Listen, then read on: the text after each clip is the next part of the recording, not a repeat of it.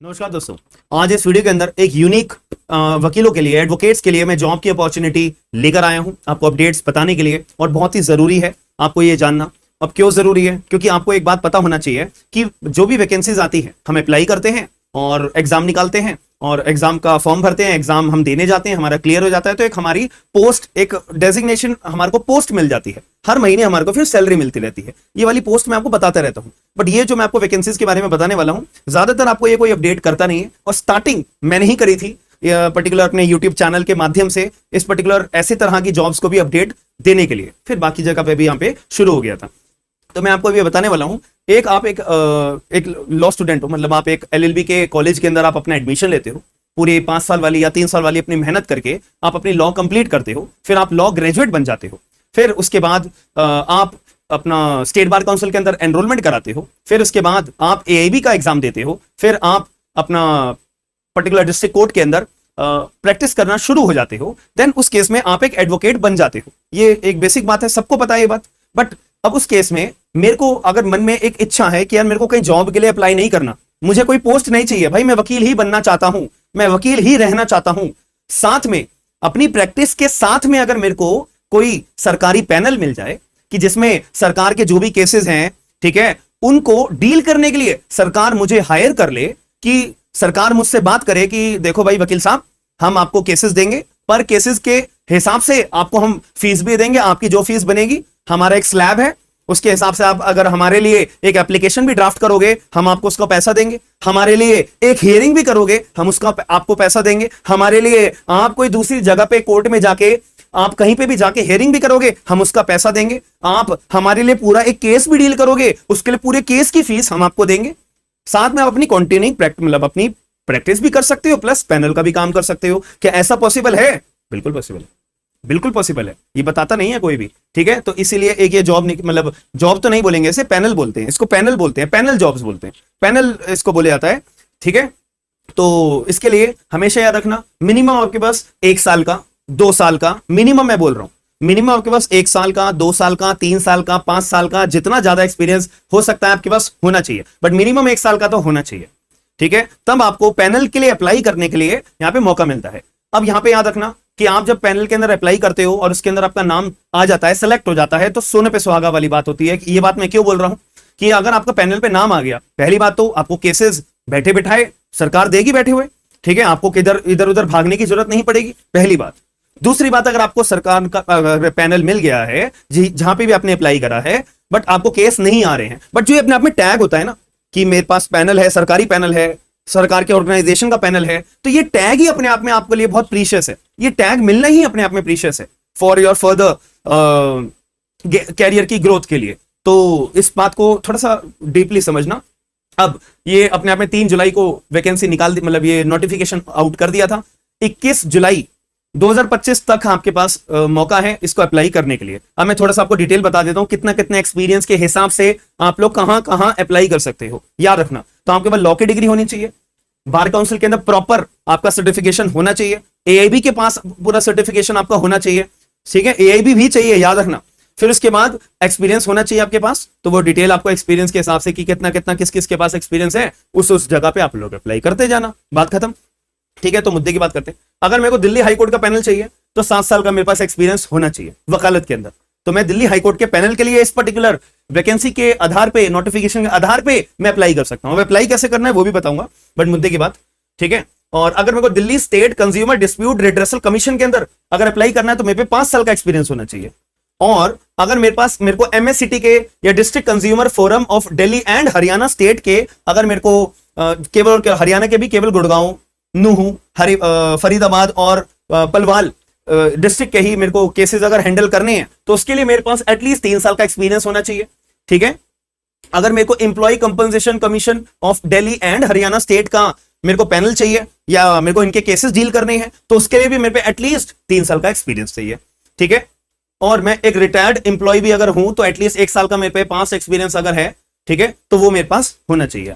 और अब अगर मेरे पास 1 साल का भी एक्सपीरियंस है ना, ठीक है, उसके बारे में बात करूंगा, तो 3 साल का प्रैक्टिस एक्सपीरियंस के लिए कहां पे retainer for Delhi state consumer dispute redressal commission and MS city of Delhi 30 Hazari, Karkardooma, Saket, Rohini, Dwarka, Patiala house के अंदर जो केसेस चलते हैं उसका अगर मुझे पैनल चाहिए तो उसके लिए मेरे पास एटलीस्ट 3 साल का एक्सपीरियंस होना चाहिए। प्लस जो ये कोर्ट्स की बात करिए ना, 30 हजारी, करकटडुमा, साकेत, रोहिणी, द्वारका, पटियाला हाउस, ये डिस्ट्रिक्ट कोर्ट्स हैं। अब इन डिस्ट्रिक्ट कोर्ट के अंदर मेरी प्रैक्टिस भी होनी चाहिए। अब मैं प्रैक्टिस शो कर रहा हूं ना 3 साल की, तो इन पर्टिकुलर कोर्ट का अगर मान लेते मैंने 30 हजारी में मेंबरशिप ले रखी है तो मैं 30 हजारी का ही शो करूंगा एक्सपीरियंस।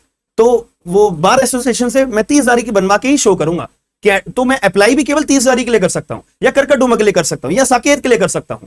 ठीक है, ऐसा नहीं है कि मैं साकेत का अपना बार एसोसिएशन में मैं वहां पे प्रैक्टिस करता हूं और मैं अप्लाई कर रहा हूं 30 हजारी के लिए। सॉरी, एप्लीकेशन रिजेक्ट हो जाएगी आपकी, याद रखना। तो ये इस पे थोड़ा सा ये ध्यान से आप लोगों को अपनी एप्लीकेशन भेजनी होती है।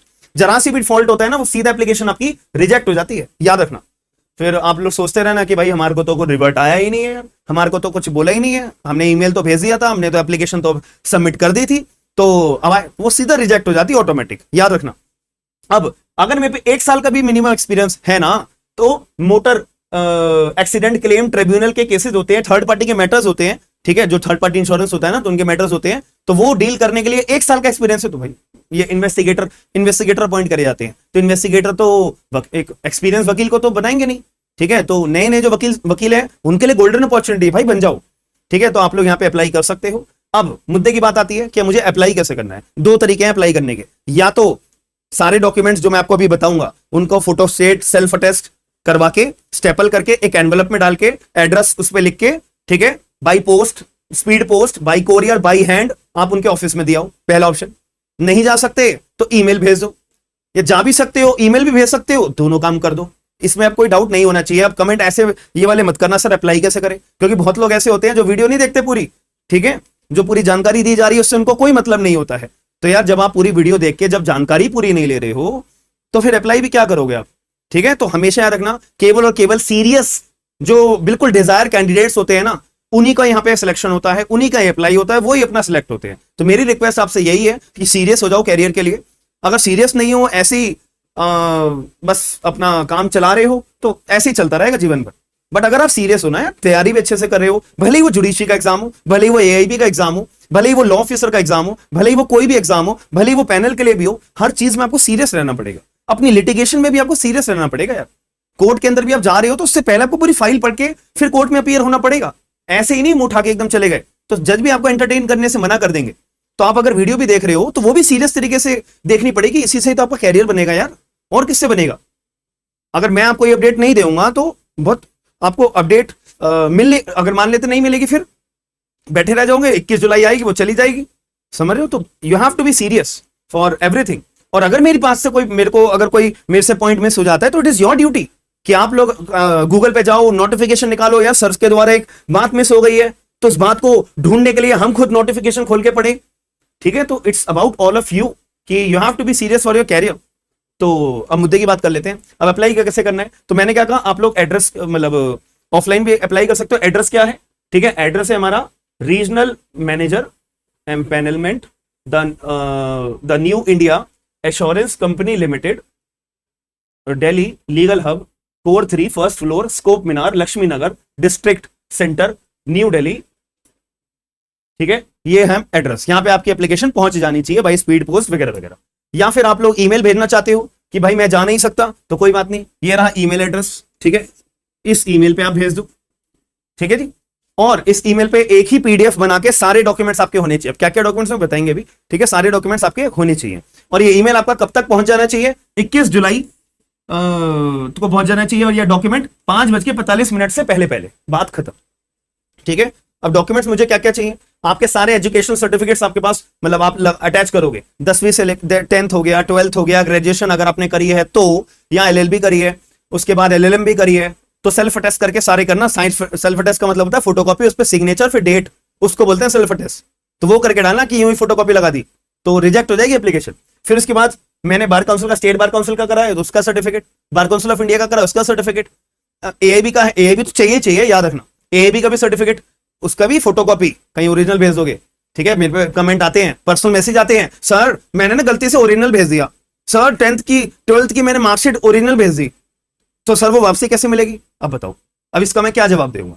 तो इसके लिए तो थोड़ा सा आपको साउंड माइंड होना पड़ेगा, ठीक है जी। चलो और मैं आपको बातें बताऊं और क्या क्या चाहिए हमारे को। एड्रेस प्रूफ के लिए 10वीं की मार्कशीट भेज दो या अपना आधार कार्ड अटैच कर देना, दैट्स सफिशिएंट।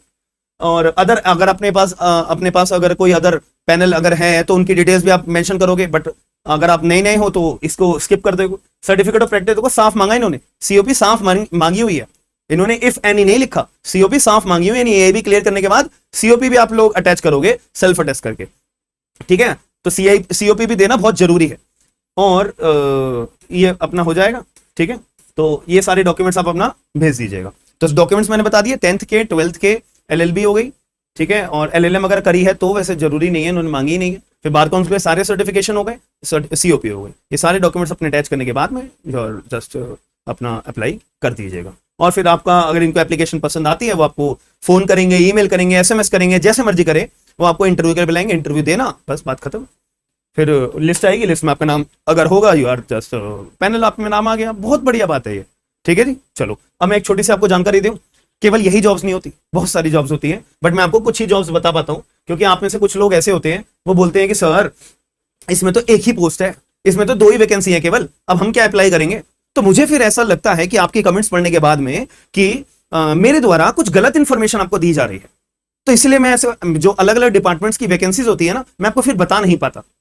तो अगर आपको जैसे कि मैं आपको कुछ एग्जांपल शो कर देता हूं, जैसे मध्य प्रदेश पावर ट्रांसमिशन सरकारी जॉब है, तो यहाँ पे वैकेंसी आई हुई है, ठीक है। तो मध्य प्रदेश के अंदर, तो इसकी भी लास्ट डेट है 4 अगस्त। मैं दिखा देता हूं आपको, कोई आपको लगे सर आप झूठ बोल रहे हो, ठीक, ये देखो, विधि अधिकारी, एक वैकेंसी है, 1, केवल एक ही वैकेंसी है जनरल वालों के लिए। अब मैं आपको ये बताऊंगा और कुछ बहुत सारे लोग बोलेंगे अरे भाई एक ही वैकेंसी है सर, आप तो पागल बनाते हो, सर आप तो बस व्यूज के लिए ये वीडियो बनाते हो, ठीक है। तो मुझे फिर ऐसा लगता है कि यार मैं आपके लिए कुछ गलत तो नहीं कर रहा, मैं आपको कुछ गलत जानकारी तो नहीं दे रहा, क्योंकि 5 साल से ऊपर हो गए मेरे को आपको अपडेट्स बताते हुए, वीडियो बनाते हुए।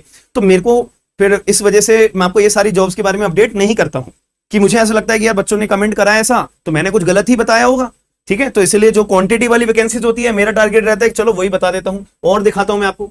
जैसे मैंने आपको कहा, एक ये रत्नागिरी लॉ ऑफिसर के यहाँ पे वैकेंसी आई हुई है, ये भी सरकारी जॉब है, तो इसमें भी आप चेक करोगे ना, ये भी आपको मैं शो करता हूं, ठीक है। लीगल के अंदर इसमें भी एक ही वैकेंसी आई हुई है, इसमें भी एक ही वैकेंसी आई हुई है, ठीक है। तो इसमें भी आप लोग अगर अप्लाई करना चाहो तो कर सकते हो, बट वो ये मैं आपको बता नहीं पाता बिकॉज ड्यू टू कि जो कमेंट आपके द्वारा आते हैं, ठीक है। और भी अगर मैं आपको बताऊं, ठीक है, बाकी तो और भी बहुत सारी वैकेंसी है, मतलब मैंने इसमें फोल्डर में नहीं डाली, लैपटॉप में मेरे सेव है, बट मुद्दे की बात मैंने आपको बता दी है, जो मैं आपको बताने के लिए यहाँ पे एक एम्फसाइज कर रहा हूँ। तो आप लोग अगर चाहते हो जो कम वैकेंसी, कम पोस्ट वाली वैकेंसीज भी होती है कि एटलीस्ट या 30 साल की एज लिमिट है, मैं भी 28 साल का हूँ, 29 साल का हूँ, तो अगर मैं ऐसे कमेंट करूंगा कि यार एक वैकेंसी है, 2 वैकेंसी है, तो अगले साल तो मैं 30 साल का हो गया, मैं बाहर हो गया। तो जीवन में मैं जिस टाइम पे सर बता रहे वाले थे कि जैसे ये वाली वैकेंसीज है मैं अप्लाई तो कर सकता था, और अब तो मैं 30 साल से बाहर हो गया, अब तो मैं भर भी नहीं सकता कि अब ये एक वैकेंसी है, 2 वैकेंसी है, तब तो बिल्कुल ही आउट हो गया मैं।